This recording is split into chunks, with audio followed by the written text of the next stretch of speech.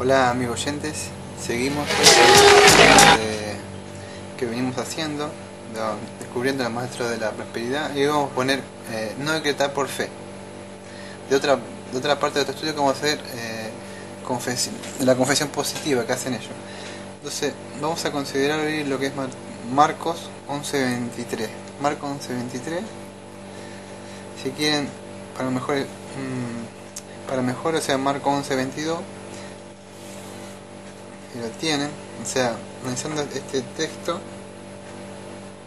vamos a ver que cualquier indocto o inconstante que no sea conocedor de la Biblia se puede dar cuenta que esta doctrina concierne a lo que es la metafísica y a la programación neurolingüística, que es visualizar las cosas para que sean cumplidas.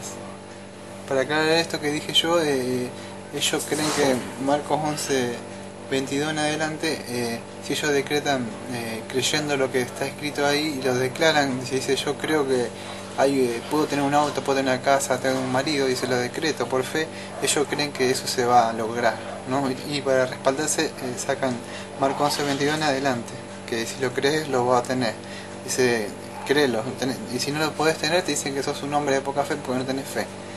Y entonces, volviendo a eso, como decía, cualquier indocto inconstante que no sea conocedor de la Biblia se podría dar cuenta que esta doctrina concierne a lo que es la metafísica, ¿no? La programación neurolingüística es programar, o sea, lo digo por la boca, lo visualizo con la mente, que ya lo tengo y se va a cumplir en un futuro, ¿no? Y sabemos que eso no es la doctrina verdadera de nuestro amado Señor Jesucristo, ¿no? Que esta cosa es visualizar las cosas para que sean cumplidas, ¿no? Todo esto ataca a la doctrina verdadera y además ataca a la oración. Si ellos pueden decretar algo y se cumple, ¿para qué necesitamos a Dios? Entonces, sería como un pequeño Dios, ¿no? Ahora vamos a demostrar que no es así. Esta gente saca fuera de contexto a Marcos 11:22 al 25. Respondiendo, Jesús le dice, o sea, en el 22, tened fe en Dios. Tened fe en Dios. Marcos 11:23. Porque de cierto os digo que cualquiera que dijese a este monte quítate y echa en el mar, y no dudara en su corazón, si no creyere que le será hecho lo que dice, lo que diga le será hecho. Marcos 11:24 dice, por tanto os digo que todo lo que pidiereis orando, acá dice orando, creed que lo recibiréis y os vendrá. Marcos 11:25, y cuando estéis orando, o sea, orando de nuevo, perdonad, acá dice perdonad, si tenéis algo contra alguno, para que también vuestro Padre que está en los cielos os perdone a vosotros vuestras ofensas, ¿no? Ese todo es el contexto de la lectura. Esta gente saca de contexto el versículo 24 que habíamos leído. Por tanto os digo que todo lo que pidiereis orando, creed que lo recibiréis y os vendrá. Es el texto de ellos, no sacado fuera de contexto. La gente saca fuera de contexto el versículo 24, pero gracias a Dios contamos con materia como la hermenéutica, ¿no? Para poder estudiar.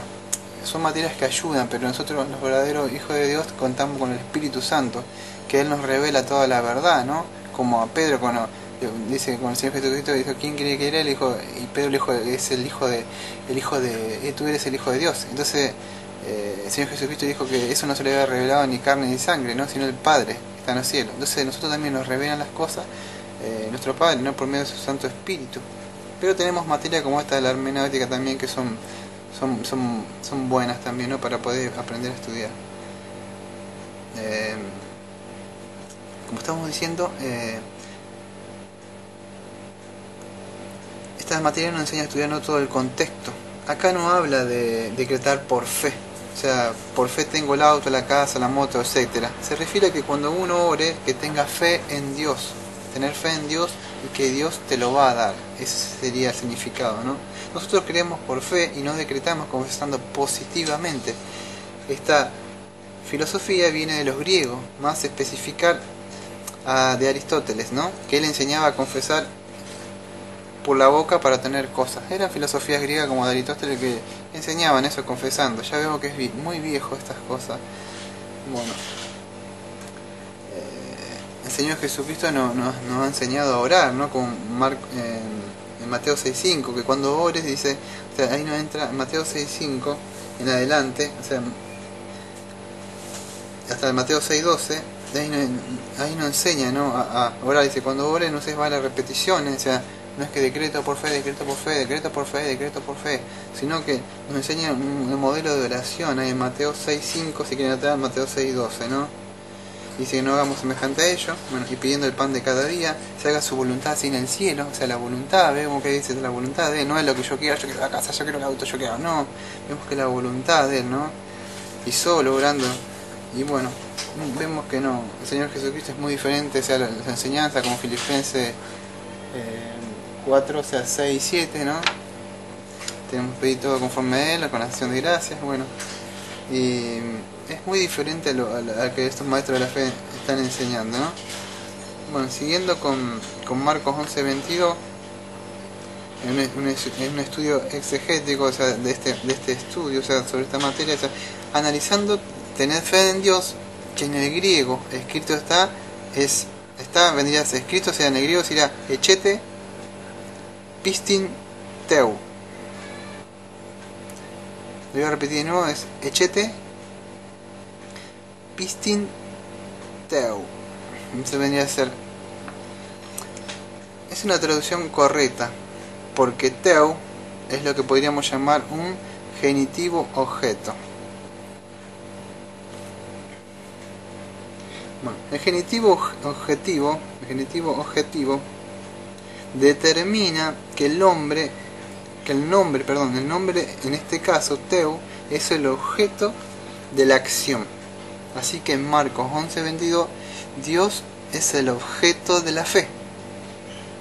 Esto demanda que el pasaje sea traducido tened fe en Dios, ¿no? Como lo hemos leído, tened fe en Dios. Lo contrario sería un gerundio subjetivo. En ese caso, Dios sería el sujeto de la fe. Entonces se le diría la fe en Dios.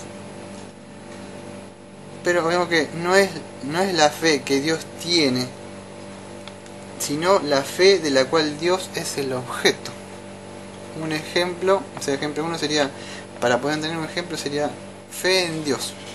Fe es el verbo de la oración, dándole importancia al sujeto y no a la fe. Fe es igual a verbo, ¿no? Y el sujeto es igual a Dios. La fe en Dios, fe igual sujeto, Dios igual verbo. Dios es el verbo, ¿no? Dios es el verbo. Pasaría a ser el segundo importante, ya que lo primero importante es la fe, porque ocupa el lugar del predicado. El predicado es a quien va dirigida tal o cual acción. La acción es el verbo. Ejemplo, casa blanca habla de una casa pintada de blanca.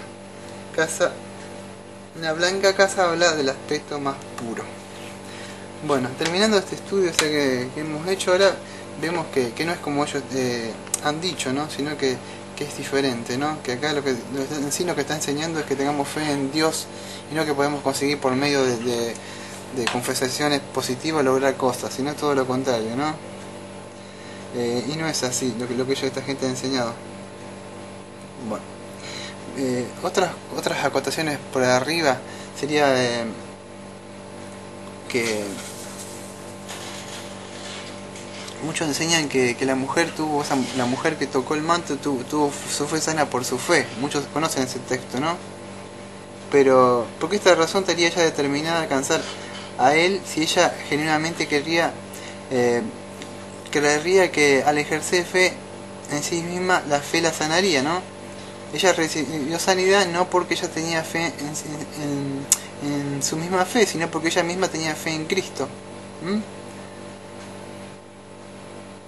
Bueno, cuando Jesús atribuye la restauración de la mujer a su fe, y su fe su confianza en Jesús, Él no hace de su fe la causa eficiente, ¿no?